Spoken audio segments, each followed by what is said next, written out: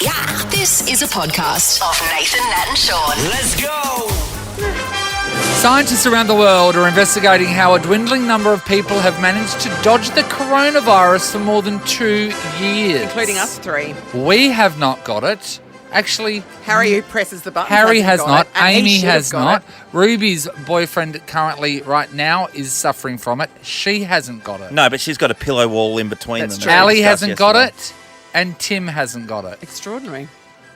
So, do we have superpowers or not, or is it just luck? We're going to go to a medical expert on this. She's an associate professor in UWA's School of Biomedical Science. She's actually called Wonder Woman to friends. Whose research is focused on viruses and antiviral immunity. This is the woman who can tell us. Dr. Allison Imrie, good morning.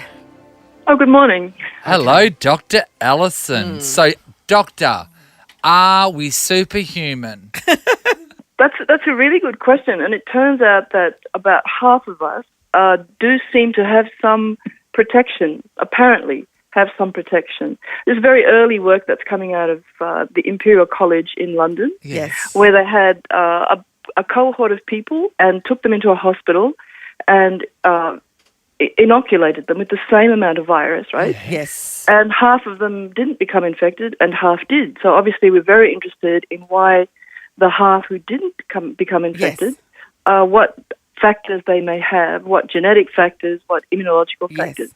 So it's a very, very interesting area. And this work has just been done, published within the last couple of months. So you can be assured that the work that's going on with these people is pretty intensive at the moment. So we understand some of these protective factors, apparently. Did you also try kryptonite against these same people? As a control. You got to find it's got to be.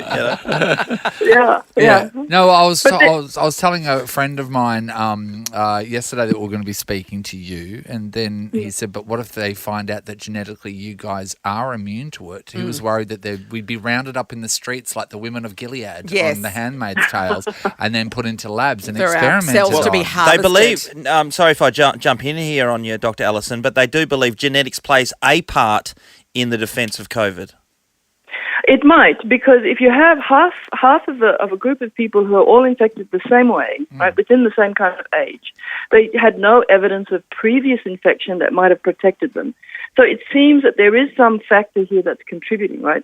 So when we have these factors, we normally have them encoded in our DNA. Yes. So therefore, yes, there is a genetic basis possibly. So that's the work that's going on. There are studies in Australia looking to collect DNA from people who are infected or not infected and comparing people. So, I mean, this is the kind of work that has to be done for us to really understand why some people appear to be protected and some not so much. And so how we can then use that information to develop really good therapeutics, right? It's all about not so much evil experiments, but actually how to start to understand these factors and then make use of them, right? Now, Dr. weird. Allison, is there any explanation for the phenomenon? And I know this happened in Shaun's family and in other friends of mine where one member of the family got it. The whole family were isolated together in the same house, mixing together, hanging out together, sometimes in some cases even trying to get it. Yeah. And didn't get it. And then down the track, another, one of the kids brings it home again by, contracting it from someone else. What's going on there? Oh, that's, I think most of us have had this kind of experience now within our family, certainly my family, right? We've seen exactly this happen where there seems to be absolutely all of you will get infected now because they live in a house where you can't really get away from other people, but that doesn't happen, right? And it happened for several family members over, the months, right? So you think, well, for sure now everyone's going to become infected, and they don't. So we just don't understand exactly why. Some of it might be luck, because you're aware that someone in your family is infected, so you kind of tend to protect yourself, right? But we know, of course, in many cases, we know that, you're very exposed to these infectious people, potentially infectious people, right? But you don't become infected.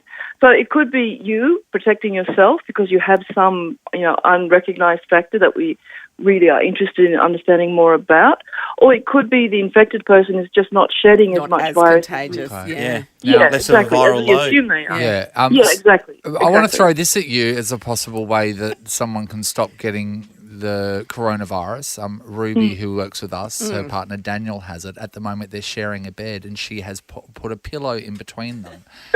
Now, Ruby hasn't got it yet. No. Would that be a factor into why she hasn't got it? Has there been a study on coronavirus and it Pillows. getting over a pillow? I don't know of any studies looking specifically at pillows as a barrier. Can we get one up? Can we get one up? Barriers Get to many other Tontine things. to Mate, sponsor it. hey, Dr. Allison, the paper's not going to write itself. I reckon someone has to do the study, right? Of course, you want to know the density of the pillow will make a difference. There's no by doubt about that. Height. We're looking at you. Yes. Oh, my God. And I've just got a phone call. A bed shed are going to sponsor it. Dr. Allison, the other thing, looking forward to the future, is there going to be a case where people in Australia or around the world are more immune to this disease, or the virus it weakens. drops, or it weakens, Oh, I see. You mean you're talking about the virus as it evolves and our existing immunity? So that's a question. If you ask a whole bunch of virologists, line them up, like me included, we don't know what the answer for that is. Nobody All right, wants see you Thursday. to be. We don't have enough information, right? Yeah. Because I mean, the environment we're living in now is, we're exposed to Omicron, but we're still getting these variants. We call them escape variants Yeah. that are appearing, which can still infect people who've been infected with Omicron before, right? Yes. So this virus is unlike any other one that we've worked with, that we've seen, because it so quickly changes, and it's so infectious. So and the fact is, we're quite protected against severe disease from Omicron. But the question for us is, no, I don't mean to scare people, is that there's still a potential for another virus to emerge that's not like Omicron, right? Why would you say that? Oh, my God, people are panicking in the streets. What have you done? Wall Street's collapsed. That's the scenario that we think about. That because there's so many places in the world where there's a lot of transmission occurring, and we know that the virus, some of these variants have evolved there, right? So now that we're all traveling a lot more, we anticipate that we'll see these variants coming in at some point. It's a bit scary. Is there any merit in the stuff that our mums have been saying for years, in that, to protect yourself, getting a good night's sleep and eating well and looking after yourself is going to protect you? Absolutely, yeah. Yeah. I think really, boring. really basic self-care, looking after your health, don't overstressing yourself. We know from just basic immunology and infection that certainly stress plays a role, right? So you just need to look after yourself and not and just be sensible, really. Yeah, but it won't protect you 100%. No, but if you do get it, you may amazed I not got be as through. impacted. Would that be fair? That's right. Yeah. How frustrating! I think so. How frustrating would it be, right, to find out retroactively that you have been genetically protected from this the whole time, and then think about how much time you spent in lockdown? Yes. Yeah, you got to be swanning around. That's what that should be from now on. If you had do known a at the blood test and start. say, I'm fine, I'm good to go. Could have been travelling the world. Yeah. Well, it's so interesting to find Yes. out all these things, because everybody's been asking the questions, Yeah. why are some people... And I guess from your point of view, it's a really good time to be somebody who is focusing on antiviral research, because, there's a lot of focus and a lot of money being thrown your way around about now. Oh, it's never enough money, I can assure you of that. Okay. Yeah, well, I told you, get a pillow, do the study, get some coin from Bedshed. Hit up Big Pillow for the... Harvey Norman, they'll be in it. They would be. Thank you so much for talking to us this morning. Oh, my pleasure. Thank you for inviting me. Thank you. you. Dr. Allison. Dr. Allison Imrie from UWA's School of Biomedical Sciences. Because we're Impressive. that kind of show. That's right. Hard-hitting, scientific. Luckily, we go to other people for the information.